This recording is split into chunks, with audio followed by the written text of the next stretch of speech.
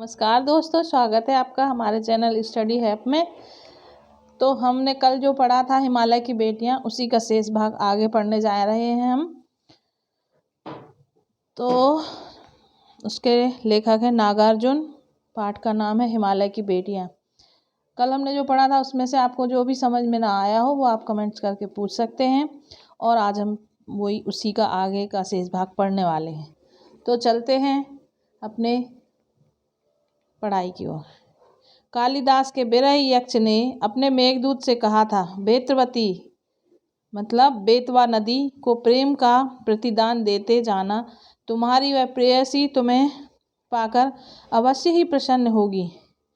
कालिदास जी अपने बिरही यक्ष से अपने मेघदूत कालिदास जी की रचना है, और उससे कह रहे हैं, बेतवती यानी बेतवा नदी को प्रेम का प्रतिदान देते जाना, तुम्हारी यह प्रेयसी मतलब प्रेमिका तुम्हें पाकर अवश्य ही प्रसन्न होगी।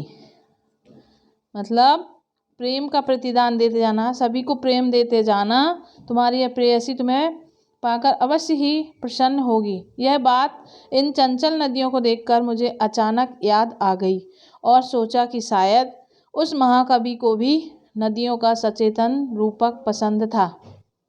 दरअसल जो भी कोई नदियों को पहाड़ी घाटियों और समतल आंगनों के मैदान में जुदा जुदा शक्लों में देखेगा, वह इसी नतीजे पर पहुंचेगा।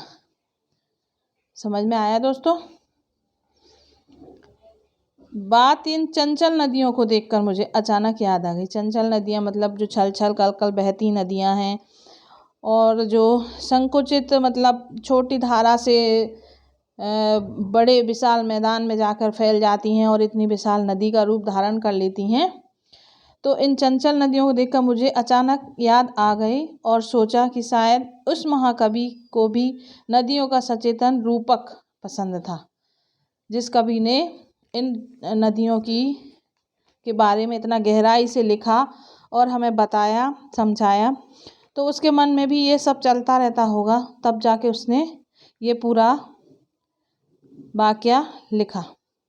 महाकवि को भी नदियों का सचेतन रूप पसंद होगा, मतलब कहीं ना कहीं उस कवि को भी ये नदियों का व्यापक रूप पसंद था, तब जाकर उन्होंने इन नदियों के बारे में इतना गहराई से वर्णन किया।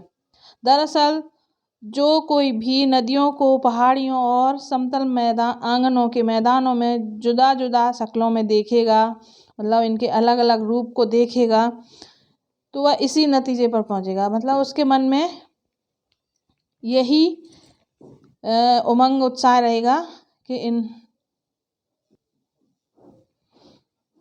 तो कहीं ना कहीं उस महाकवि के बारे मतलब मन में भी ये नदियों का सचेतन रूप पसंद था। दरअसल जो कोई भी नदियों को पहाड़ी घाटियों और समतल आंगनों के मैदानों में जुदा जुदा शक्लों में देखेगा, वह इसी नतीजे पर पहुंचेगा। बिल्कुल उसके मन में भी यही विचार आएंगे कि ये नदियाँ कितनी छोटी धारा से बनी और कितना विशाल रूप ले लिया। मतलब जैसे एक छोटा सा बच्चा जब जन्म लेता है तो कितना सुकोमल छोटा सा दिखता है, लेकिन जब वो बड़ा होता है, थोड़ा बड़ा, फिर थोड़ा और बड़ा, थोड़ा और बड़ा, तो वो कितना अच्छा रूप धारण कर लेता है और कितना सुंदर दिखने लगता है। मतलब उसका रूप विशाल हो जाता है इन्हीं नदियों के जैसा।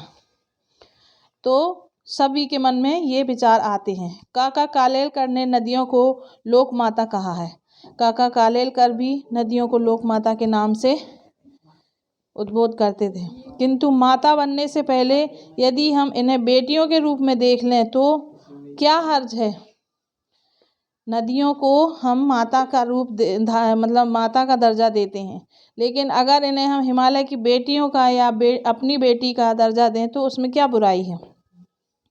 और थोड़ा आगे चलिए, इन्हीं में अगर हम प्रेयसी की भावना करें तो कैसा रहेगा। प्रेयसी मतलब प्रेमिका, इन्हीं में अगर हम प्रेमिका का भाव देखें तो कैसा रहेगा। ममता का एक और भी धागा है जिसे हम इनके साथ जोड़ सकते हैं। बहन का स्थान कितने कवियों ने इन नदियों को दिया है।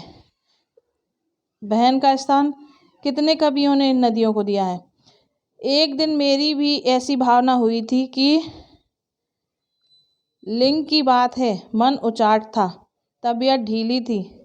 सतलज के किनारे जाकर बैठ गया। दोपहर का समय था। पैर लटका दिए पानी में। थोड़ी देर में उस प्रगतिशील जल ने असर डाला। तन और मन ताजा हो गया तो लगा मैं गुनगुने पानी में अपने पैर धो रहा हूँ और मुझे जय हो सतलज बहन तुम्हारी एक छोटी सी कविता याद आई और मैं उसको गुनगुनाने लगा। जय हो सतलज बहन तुम्हारी, लीला अचरज बहन तुम्हारी, हुआ मुदित मन हटा खुमारी, जाऊं मैं तुम पर बलिहारी, तुम बेटी ये बाप हिमालय, चिंतित पर चुपचाप हिमालय, प्रकृति नटी के विचित्र पट पर अनुपम अद्भुत छाप हिमालय, जय हो सतलज बहन तुम्हारी। और मेरे मन में एक भाव आया कि मैं भी इसको हम बहन का दर्जा क्यों नहीं दे सकते नदियों को।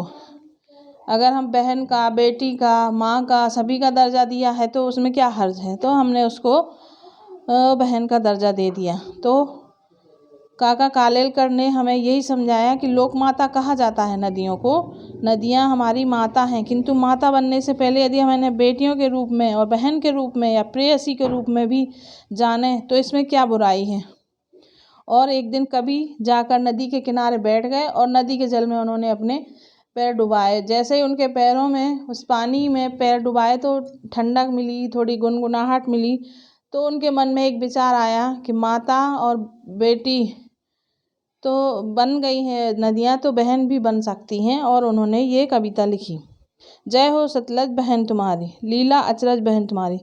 सतलज की उन्होंने जय बोली और उनकी लीला का बखान किया। हुआ मुदित मन हटा खुमारी, उनके मन की खुमारी हटी और मन मुदित हो गया। पानी में जैसे ही पैर गए और उनके अंदर कुछ ऐसे विचार आए, जाऊं मैं तुम पर बलिहारी, मैं अपने आप को बलिहार करता हूँ तुम पर, ऐसी नदियों पर जो हमारे देश में बह रही हैं और हमें इतनी शीतलता प्रदान कर रही हैं। तुम बेटी है बाप हिमालय, तुम हिमालय की बेटियाँ हो और हिमालय तुम्हारे पिता हैं।